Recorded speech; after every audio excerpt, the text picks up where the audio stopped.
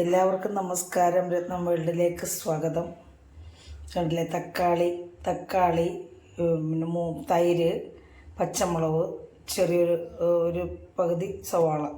ഇതുകൊണ്ട് ഞാൻ എന്ത് ചെയ്യാൻ പോവാണെന്നല്ലേ, ഞാനിത് ഒരു തക്കാളി പുളിശ്ശേരി നമ്മൾ പറയത്തില്ലേ, വെള്ളരിക്ക പുളിശ്ശേരി എന്നൊക്കെ, കുമ്പളങ്ങ പുളിശ്ശേരി എന്നൊക്കെ പറയുന്ന പോലെ ഞാൻ തക്കാളി പുളിശ്ശേരി കറി വെക്കാൻ പോവാണ്. തക്കാളി കൊണ്ട് പുളിശ്ശേരി വെക്കാൻ പോകുന്നു. അപ്പം ഇതെങ്ങനെ ഇത് നമുക്ക് വേറെ കറിയൊന്നും വേണ്ട. ചോറ് കഴിക്കാൻ ഇതിൻ്റെ കൂടെ നമുക്ക് അവിയലോ തോരനോ ഏതെങ്കിലും ഒരു മീൻ കറി ഒക്കെ ഉണ്ടെങ്കിൽ നമുക്ക് ചോറുണ്ണാനായിട്ട് കറിയായിട്ട് ഉപയോഗിക്കാൻ ഇത് മാത്രം മതി. നല്ല ടേസ്റ്റാണ് ഇങ്ങനെ വെച്ച് കഴിച്ചാൽ. അപ്പോൾ ഇതെങ്ങനെ തയ്യാറാക്കി എല്ലാവർക്കും അറിയാമായിരിക്കും കേട്ടോ. അറിയാൻ വയ്യാത്തവർക്ക് വേണ്ടിയാണ് ഞാനിത് ചെയ്യുന്നത്. അപ്പോൾ എല്ലാവർക്കും ആദ്യം നന്ദിയും അറിയിക്കുകയാണ്. ലൈക്ക് ചെയ്യുന്നതിനും കമൻറ്റ് ചെയ്യുന്നതിനും പിന്നെ തുടർന്ന് എൻ്റെ വീഡിയോ കാണുന്നതിന് നന്ദി അറിയിക്കുന്നു. അപ്പോൾ നമുക്ക് വീഡിയോയിലേക്ക് പോവാം.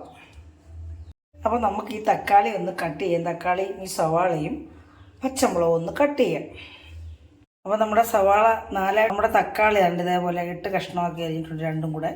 പിന്നെ എൻ്റെ സവാള ഇതേ രീതിയിലാണ് ഞാൻ കട്ട് ചെയ്തൊന്ന് കടിക്കാൻ കിട്ടാൻ വേണ്ടി സവാളയും. അപ്പോൾ പച്ചമുളക് ഒരു 4 എരിവുള്ള പച്ചമുളകാണ്. ഇത് മതിയാകും നമുക്ക്. ഈ മൺചട്ടിയിലോട്ട് ഇത് ഇട്ട് കൊടുക്കാം.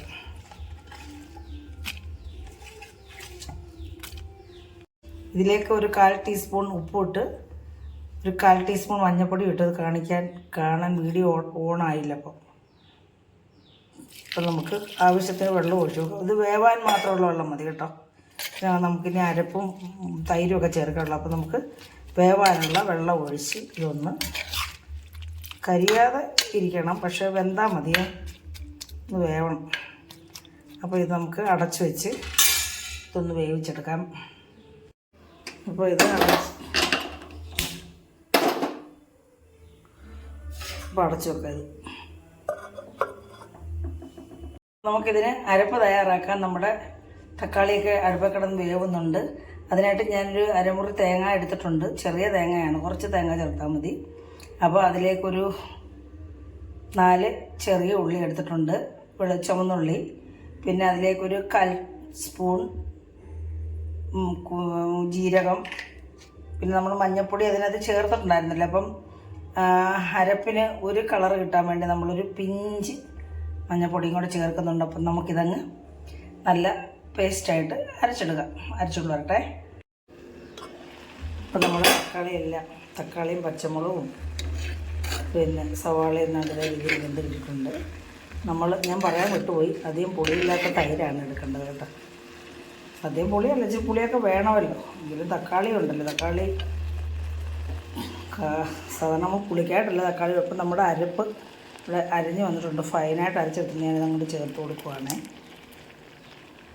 ബാക്കി ഈ മിക്സി കഴുകി ഒഴിച്ചു കൊടുക്കാം.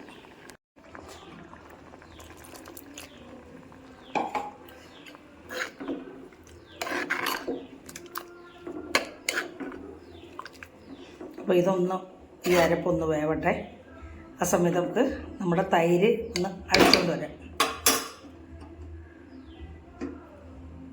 അപ്പോൾ നമ്മുടെ അരപ്പ് ഇവിടെ തിളച്ചിട്ട് നമുക്കിതിലേക്ക് മോര് പിന്നെ അടിച്ചത് ഒഴിച്ചു കൊടുക്കുക.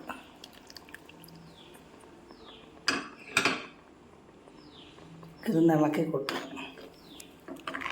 കൊടുക്കണം കേട്ടോ. മോര് ഒഴിച്ചു കഴിഞ്ഞാൽ പിന്നെ നമുക്കൊരാവശ്യത്തിന് ഉപ്പുണ്ടോ എന്ന് നോക്കാം.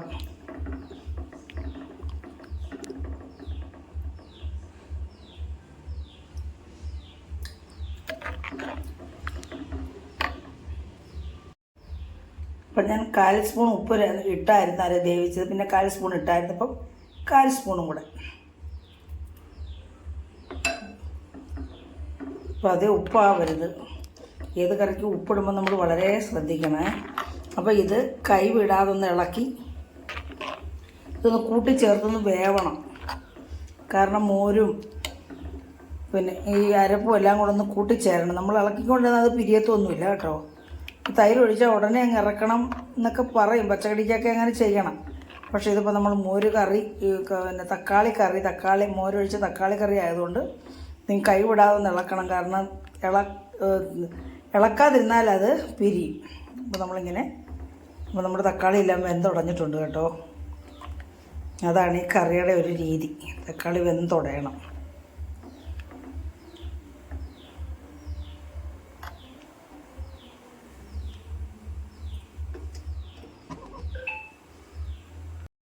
കണ്ടില്ലേ, നമ്മുടെ തക്കാളി കറി തിളച്ചിട്ടുണ്ട്. നമ്മൾ തണ്ട് പിരിഞ്ഞിട്ടൊന്നുമില്ല കണ്ടോ. എല്ലാവരും പറയും പിരിഞ്ഞു പോകുന്നു. അത് വെന്ത് കൂട്ടിച്ചേർന്നെങ്കിൽ അതിൻ്റെ ടേസ്റ്റ് വരത്തുള്ളൂ, നമ്മൾ ഉദ്ദേശിച്ച ടേസ്റ്റ് എടുത്തുള്ളൂ. ഭയങ്കര ടേസ്റ്റ് ചെയ്ത് ചോറിനാം കേട്ടോ. നമുക്ക് കറിയൊന്നും ഇല്ലാതിരിക്കുന്ന സന്ദർഭത്തിൽ നമ്മുടെ വീട്ടിൽ തൈരും ഉണ്ട്, തക്കാളി ഉണ്ട്. നമുക്ക് ഇങ്ങനെ കറി വെച്ചാൽ വേറെ എന്തെങ്കിലും ഒഴിച്ചുകറി ആണിത്. ഒഴിച്ചുകറി ഇല്ലെങ്കിൽ ഇതുപോലെ കറി വെച്ചാൽ നമുക്ക് ചോറിനാൻ വളരെ ടേസ്റ്റാണ്. നമുക്കിനി ഇറക്കി വെക്കാം. അപ്പോൾ നമ്മുടെ ചട്ടി ചൂടായിട്ട് നമുക്ക് കടുക് ഇറക്കാം. ഇതിലേക്ക് 1 ടീസ്പൂൺ വെളിച്ചെണ്ണ ഒഴിച്ചാൽ മതി കേട്ടോ, കൂടുതൽ വേണ്ട.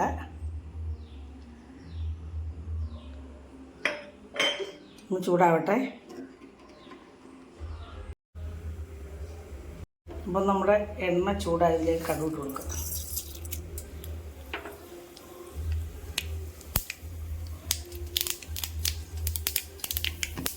കടുക് പൊട്ടിയിട്ടുണ്ട്. നമുക്കിതിലേക്ക് ചെറിയ ഉള്ളി ഇട്ട് കൊടുത്തു.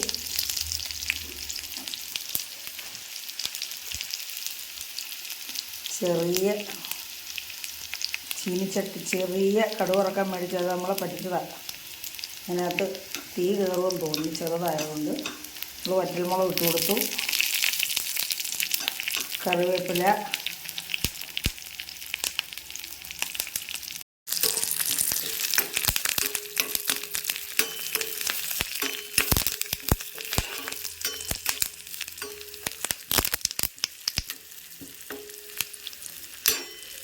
ചെറിയ ഉള്ളി ഒന്ന് മൂക്കണം നന്നായിട്ട് കേട്ടോ, എങ്കിലേ ടേസ്റ്റ് ഉണ്ടാകത്തുള്ളൂ.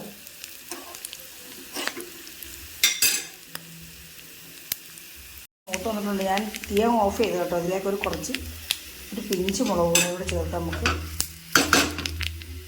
ഗ്യാസ് ഓഫ് ചെയ്തിട്ട് നമുക്ക് ഒഴിച്ചു.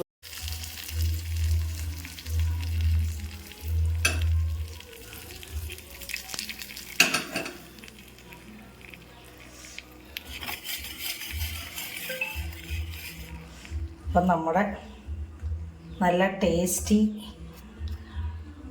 നല്ല ആയിട്ടുള്ള തക്കാളി മോര് കറി ഇവിടെ റെഡി ആയിട്ടുണ്ട്. തക്കാളി പുളിശ്ശേരി എന്ന് വേണമെങ്കിലും പറയാം, തക്കാളി മോര് കറി എന്നും പറയാം. നമുക്കിവിടെ റെഡി ആയിട്ടുണ്ട്.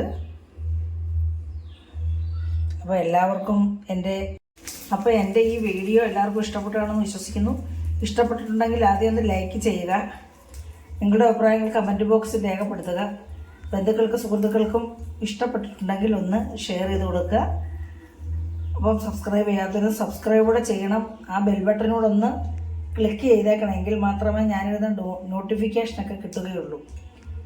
പലരൊക്കെയും നോട്ടിഫിക്കേഷൻ കിട്ടുന്നില്ലെന്ന് പരാതി പറയുന്നുണ്ട്. അപ്പോൾ അടുത്ത ഒരു നല്ല വീഡിയോ ആയിട്ട് വരുന്നവരേക്കും എല്ലാവർക്കും എൻ്റെ നന്ദി, നമസ്കാരം.